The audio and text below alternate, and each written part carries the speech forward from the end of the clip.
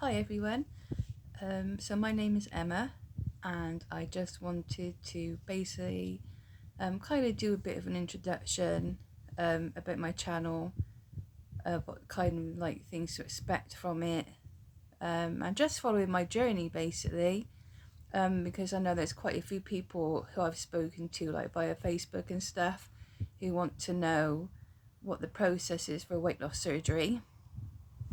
So I'm going to start from the very beginning. So I've always been what they class as like a big girl, as they would call you sort of back in the day. Oh, she's a big girl. Got called names at school. Got called fat. Tree trunk legs was quite a popular one with one of the boys that used to go to my school. Yeah, so I had quite a harsh time really at primary school. Secondary school it was a bit better. I found that towards the end of secondary school, once people got to know me, and I think I've kind of put up a front of being a comedian type of thing, and that's kind of how people warmed to me and stuff, because I was like the joker, class joker, just messing around and things like that, and a lot of people kind of warmed towards me, and the bullying kind of less, like I had less kind of bullying towards the end of secondary school. Then we got to college, and it was worse than ever in college, because I was kind of an outsider in my class, because we had like 3 different schools all together, and it was basically me and a couple of girls from my school, and they were like all in their friendship groups. Everybody knew each other. I didn't really know anybody in my class, so I was kind of always the outsider. And it got to a point where they made me cry and stuff, and I just didn't want to go to school, didn't want to go to college, hated it, dreaded every day. Even people who weren't in my class made fun of like my clothes, made fun of like my coats, telling me to get some clothes that fit me and stuff. And eventually I ballooned right up to obviously like 24 to 26 stone. Then I kind of went through some relationships that weren't great. My self-confidence was a low point, and then I ballooned right up to 28 stone. And then I got with Simon, and I was happy, but not in myself kind of happy. So my weight was still slowly climbing. And by the time me and Simon had been together for a while, and I was thinking about getting married, wanting children, and because I was diagnosed with polycystic ovaries, I was always told that I would never be able to have children like naturally. I would need like help, like IVF or something. And I knew the chances of me getting that help being overweight was practically zilch. So fast forward a few years, I got to a point where I was just fed up of my weight. I was fed up of people dictating how I felt. I wanted to do it for myself. I wanted to do it so I could actually have a child. So I researched so much into weight loss surgery. I joined various weight loss surgery groups on Facebook. And then I made an appointment with my doctor, took all my information, said, look, I've been researching this for months.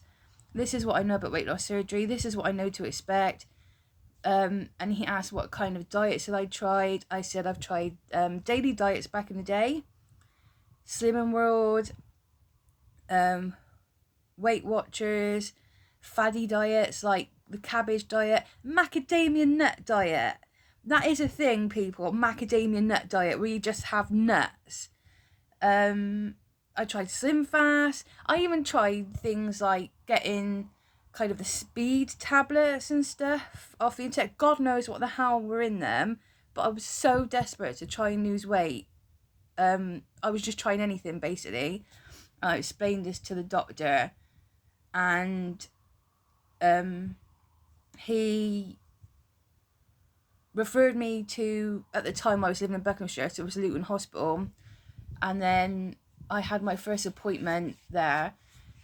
So the process was, for a year I had to see a psychiatrist, a nurse, a dietitian, so they could go through like healthy eating, what to expect, what portion sizes to expect, how to carry on after the surgery.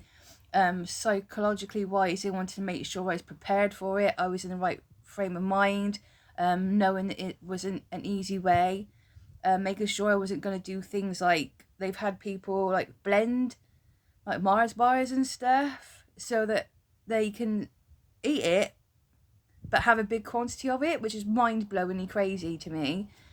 Complete waste of time. But yeah, and then my surgery day came in 2018. So I had a gastric sleeve done. Yeah, but before the actual surgery, I forgot to say, before the actual surgery, I had to do a milk diet for a month, which consisted of drinking 6 pints of milk a day, chicken stock, and jelly, sugar-free jelly. And I was working nights and like evenings and stuff, and I was so exhausted. I was sick to death of drinking milk. I drank milk so much to the point where it's making me sick, and I absolutely got fed up of drinking it. But that was the only way you could do it, because you have to shrink your liver. Because if your liver is too big, they can't access everything, so they need your liver to shrink out the way, and without the liver shrinking diet you couldn't do it. So yeah, my surgery day came in June 2018. I actually got the bus to the hospital on my own, because I just felt like for a start, my husband and stuff was working, and I just felt like this is something I wanted to do on my own for myself. So I just got the bus to the hospital, just tottled around for a bit, went to my appointment, got in, changed into a gown, and then boom, it was done like that. I was on the recovery ward then after. Literally, I only stayed in hospital overnight and I was out the next day. So you had to produce like a certain amount of urine and make sure you had no gas pains and stuff. So I was like moving around and like trying to get gas and stuff out, because it's really, really uncomfortable if you can't. And then the first few weeks was just liquids. And then they gradually build you up to like puree food, then soft food, and then actual like proper food. I think the first few months of my life after weight loss surgery, I spent having a lot of protein shakes. Back to the milk again.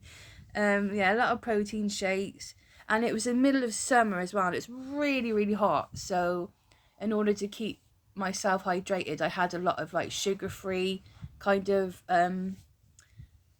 ice lollipop things, like the ones in the tube. It's basically just like flavoured water and stuff, and Calippo shots with like little flavoured ice things. So I had quite a few of them, and it was stuff like soup, like couple mouthfuls of like mushy Weetabix and things. And I think my first proper meal I had that I could eat, which wasn't pureed, I did some minced beef and onion and potato.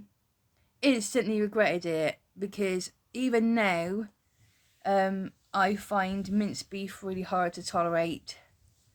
Rice I find really hard to tolerate. Pasta, really, really hard to tolerate. And sweet corn as well. I love sweet corn, but yeah, it doesn't agree with me. And pickled onions, can't do it. Love my pickled onions, especially at Christmas, but I think it's like the acidity and stuff in them. It just doesn't agree with my stomach. Even though I'm on omeprazole now, which I'm probably going to be on for the rest of my life, because I got a really, really bad acid reflux after my surgery. Yeah, it still affects me. So yeah, this is just my channel basically, going through kind of like the process, what I did, how I'm getting on. So my surgery, like I mentioned earlier, was in June 2018. I was topping nearly just under 30 stone when I had my operation. And then fast forward a bit, I got right down and lost over 12 stone. And then I was expecting our little one in 2000, put, I think, probably about stone and a half back on. So that's down to me though, basically, because, sorry, with Evie, all I wanted to eat was ice cream. And burger sauce. I was eating like burger sauce on like lasagna and stuff. And then when she's actually born, I've gone from like planning stuff to my meals to basically just, because we go to like so many baby classes and stuff, I just kind of grab what I can. So like sometimes, most of the time I'll skip breakfast, and then just quickly grab something for lunch, and I'm like, oh, a bit peckish. So yeah, my eating habits have gone a bit downhill ever since having Evie, which is why I kind of wanted to do this, to give myself a kick of the bum, and also to show you basically like a reset of what I'm going to do. Go back to my protein shakes. I'm going to do a few videos of like what I eat in a day, my meals that I make. And then I'm going to do some like live questions and answers to people. And then there's also, I'm going to link my Instagram page as well, so you can have a look at the photos of what I look like before and what I look like after. Well, yeah, but when I got like lost my 12 stone. But yeah, everybody says how proud and stuff they are and everything of me.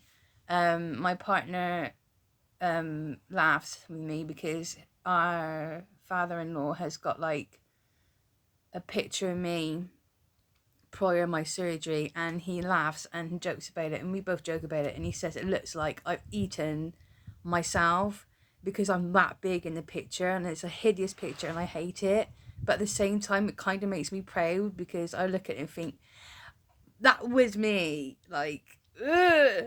And now, yeah, so yeah, click the subscribe button.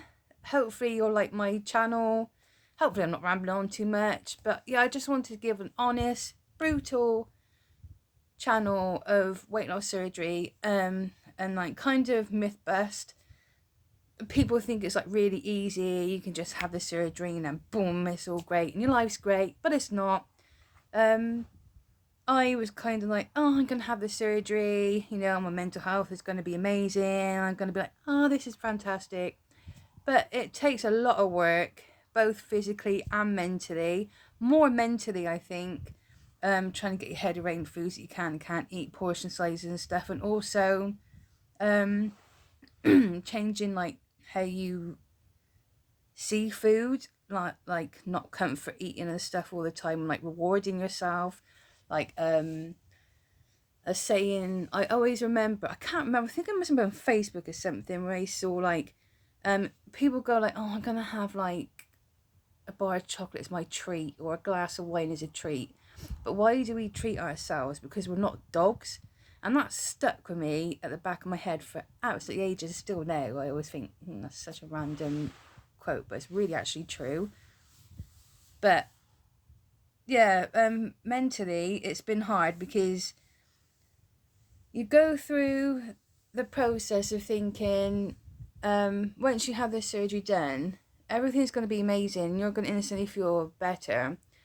But I struggled a bit with, oh, I don't feel like I'm losing weight, I can't see a change in my body, I don't know why I had this surgery, and